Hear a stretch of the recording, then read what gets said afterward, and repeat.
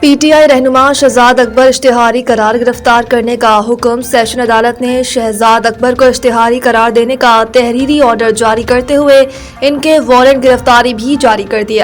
عدالت نے اپنے حکم نامے میں کہا کہ شہزاد اکبر متعدد بار طلب کرنے کے باوجود عدالت میں پیش نہیں ہوئے۔ شہزاد اکبر کے خلاف مقدمے کا چلان بھی عدالت میں جمع کروایا جا چکا ہے۔ یاد رہے کہ شہزاد اکبر کے خلاف سوشل میڈیا پر متنازع بیانات کی بنیاد پر مقدمہ درج ہے۔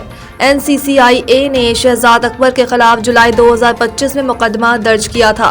شہزاد اکبر پی ٹی آئی کے حکومت ختم ہونے کے بعد برطانیہ چلے گئے تھے، جہاں کے وہ شہریت بھی رکھتے ہیں۔ کچھ عرصہ قبل شہزاد اکبر کی لندن میں تیزاب گردی کا واقعہ بھی پیش آیا تھا۔